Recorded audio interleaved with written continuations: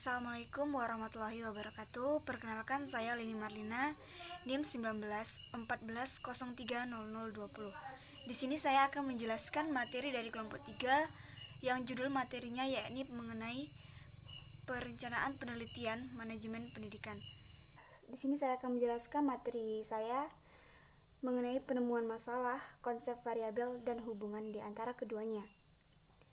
Penemuan masalah dalam sebuah penelitian. Pekerjaan awal yang harus dilakukan oleh seorang peneliti ialah menemukan masalah. Namun ada sebagian peneliti ataupun mahasiswa ketika hendak melakukan sebuah penelitian, mereka justru mencari-cari judul penelitian. Cara ini kurang tepat dikarenakan hal yang harus kita lakukan ketika hendak melakukan sebuah penelitian ialah menemukan masalah. Karena apabila sebuah penelitian itu sudah jelas permasalahannya, maka pekerjaan-pekerjaan lain pun akan terbimbing. Sebaliknya, kalau masalah belum jelas, maka pekerjaan-pekerjaan lain pun belum dapat dilakukan. Begitu pula dikemukakan oleh seorang ahli yang mengatakan bahwa dasarnya penelitian itu dilakukan guna mendapatkan data yang dapat digunakan untuk memecahkan masalah. Untuk itu, setiap penelitian yang akan dilakukan selalu berangkat dari sebuah masalah. Walaupun dapat kita akui bersama-sama, ketika hendak melakukan sebuah penelitian, menemukan masalah itu merupakan hal yang sangat sulit.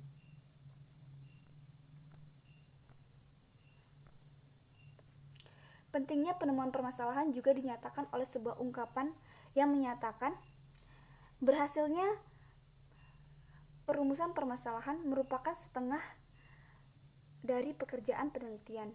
Penemuan permasalahan juga merupakan tes bagi suatu bidang ilmu, seperti diungkapkan oleh Mario Bunge yang mengatakan kriteria terbaik untuk menjajaki apakah suatu disiplin ilmu masih hidup atau tidak adalah dengan memastikan apakah bidang ilmu tersebut masih mampu menghasilkan permasalahan atau tidak. Permasalahan akan tercetus dari bidang ilmu yang sudah mati. Selanjutnya, kriteria-kriteria dalam menentukan masalah. Yang pertama, dari arah masalah.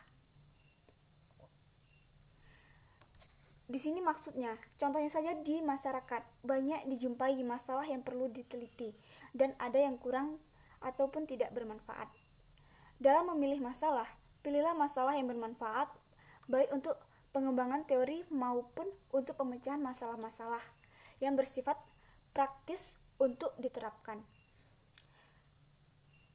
Pada saat sekarang ini, contohnya di Indonesia, menekankan pada bentuk yang kedua, yaitu penelitian yang bersifat praktis. Diharapkan hasil penelitian menemukan butir-butir yang dapat dijadikan rekomendasi untuk mengatasi masalah yang perlu diselesaikan dengan segera. Hal ini disebabkan karena keterbatasan dana penelitian dan tenaga peneliti yang ada.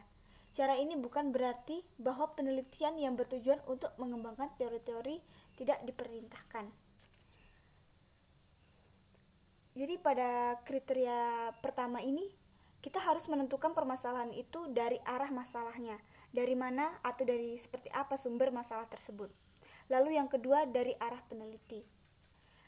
Pertimbangan lain untuk menentukan permasalahan penelitian dilihat dari pihak peneliti, antara lain seperti kemampuan teoritis peneliti. Pilih masalah sesuai dengan kemampuan teoritis peneliti, karena peneliti menurut adanya kajian secara teoritis. Sebaiknya peneliti memilih masalah sesuai dengan bidang ilmu yang telah dikuasainya. Memilih masalah di luar bidang ilmu dapat dilakukan, tetapi akan menambah beban peneliti karena seorang peneliti pun harus belajar dan mengasah kembali kemampuan baru. Oleh karena itu, sebelum peneliti memutuskan penelitiannya, perlu dipertimbangkan kemungkinan terlaksananya pengumpulan data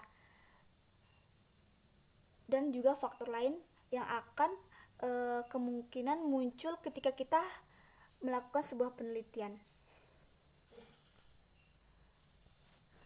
Lalu dalam menemukan masalah, peneliti juga harus memahami hal-hal berikut. Yang pertama, peneliti itu harus banyak membaca, terutama hasil penelitian. Pada laporan penelitian biasanya ada saran-saran Salah satu di antaranya saran itu penelitian selanjutnya dengan pekerjaan lain. Jadi seorang peneliti di sini harus membaca kembali hasil penelitian. Karena ketika kita melakukan penelitian, kita diberikan saran. Saran tersebut bisa kita gunakan sebagai pemasukan kepada diri kita agar penelitian kita selanjutnya pada bab-bab berikutnya agar jauh lebih baik lagi. Lalu yang kedua, ikuti diskusi ilmiah. Di sini maksudnya seperti seminar dan pertemuan ilmiah lainnya. Pada diskusi ini sering muncul masalah-masalah di lapangan yang perlu diteliti. Informasi ini segera dicatat dalam buku harian. Kemungkinan lain pada pertemuan ilmiah, pemegang otoritas menyampaikan masalah yang perlu diteliti pada saat ini. Jadi dengan mengikuti diskusi ilmiah, seorang peneliti bisa saja menemukan permasalahan-permasalahan baru, juga bisa saja menemukan masukan-masukan baru ataupun ilmu-ilmu yang dapat membantu menyelesaikan sebuah penelitiannya tersebut. Lalu selanjutnya yang ketiga, berdasarkan pengalaman pribadi. Khusus bagi mereka yang sudah bekerja di lapangan, pengalaman pribadi yang dilihat ataupun dirasakan selama bekerja dapat dijadikan untuk mengangkat masalah-masalah yang telah dialaminya itu dalam sebuah penelitian. Selanjutnya, konsep variabel. Konsep variabel penelitian adalah suatu atribut ataupun sifat atau aspek dari orang maupun objek yang mempunyai variasi tertentu yang ditetapkan oleh peneliti untuk dipelajari dan ditarik kesimpulannya. Macam-macam dari konsep variabel. Yang pertama, variabel independen.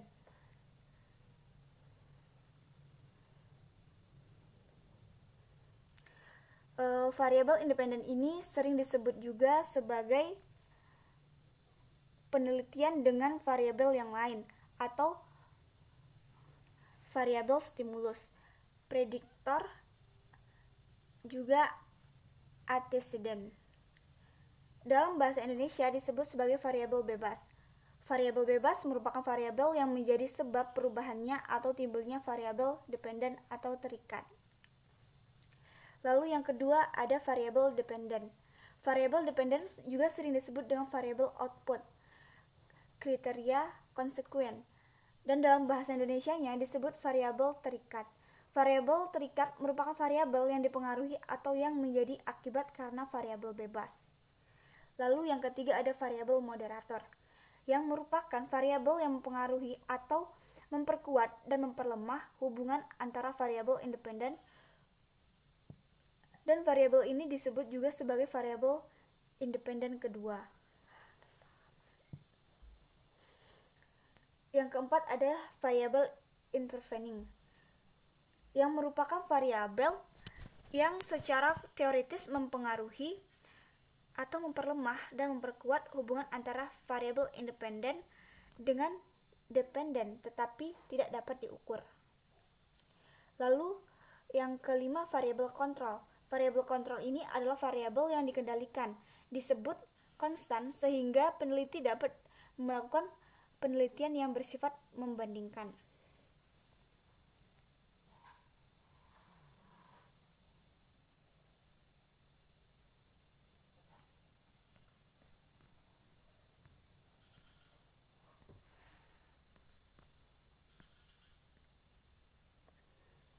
Baiklah, saya akan menjelaskan lagi yang mana contoh dari variabel independen, dependen, moderator, intervening, dan kontrol. Variabel independen dan dependen adalah sebagai suatu kemampuan kerja dan produktivitas. Pada kemampuan dia dilambangkan dengan V1 dan produktivitas dilambangkan dengan VD. Lalu intensif dan motivasinya, intensif dilambangkan juga dengan V1, lalu motivasi juga dilambangkan dengan VD.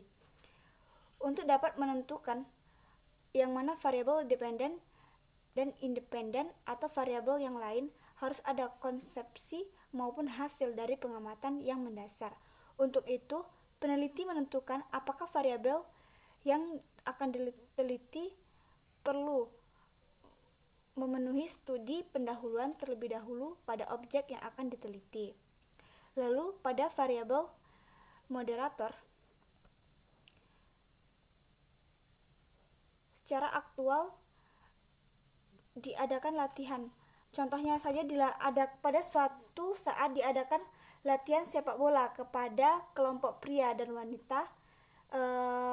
Pelatih kedua kelompok bola yang digunakan lapangan tempat latihan tersebut saling berkonsultasi ataupun melakukan interaksi secara bersamaan.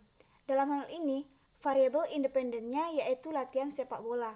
Lalu variabel diuji prestasi mainnya, ternyata kelompok pria lebih unggul daripada kelompok wanita. Kenapa tidak sama prestasinya, padahal pelatih bola dan lapangan yang digunakan adalah sama? Hal ini terjadi demikian, di mana pada variabel moderatornya adalah sebuah lapangan sepak bolanya. Adalah selanjutnya variabel intervening. Telah dikemukakan bahwa variabel intervening adalah variabel yang memperlemah ataupun memperkuat hubungan antara variabel independen dan dependen, tetapi bersifat teoritis, sehingga dapat diukur kalau variabel moderator dapat diukur, yang menjadi intervening dalam hubungan penghasilan dan harapan hidup orang. Contohnya orang Jogja, alon-alon weton kelakon, lambat-lambat asal pelaksanaan dalam mencapai tujuan.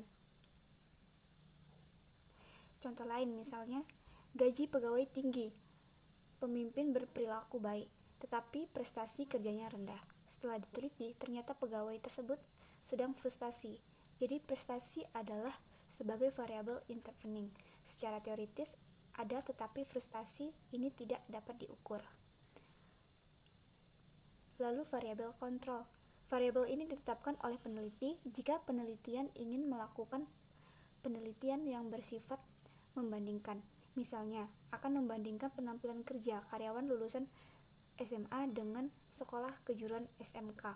Untuk bisa membandingkan penampilan kerja kedua lulusan sekolah itu, maka peneliti harus menetapkan variabel kontrolnya.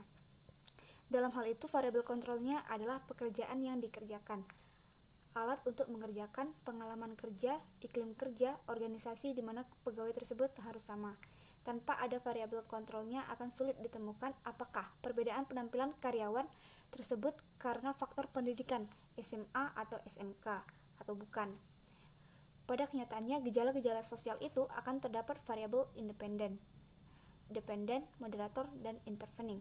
Hanya sering peneliti tidak memfokuskan pada variabel moderator dan intervening, tetapi pada independen dan dependen. Dalam penelitian kualitatif, hubungan antara semua variabel tersebut akan diamati.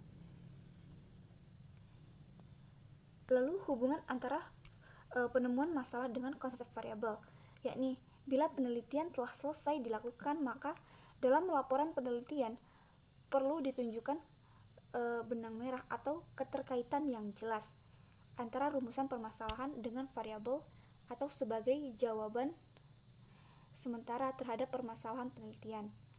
Rincian dalam permasalahan perlu berkaitan langsung dengan rincian dalam variabel, dalam arti suatu rincian dalam sebuah penelitian menjawab suatu rincian dalam permasalahan. Demikian pula perlu diperlibatkan atau diperhatikan keterkaitan tiap rincian dalam variabel sebagai jawaban nyata terhadap sebuah permasalahan. Baik, hanya itu yang dapat saya sampaikan. Jika ada salah dan janggal, saya mohon maaf. Assalamualaikum warahmatullahi wabarakatuh.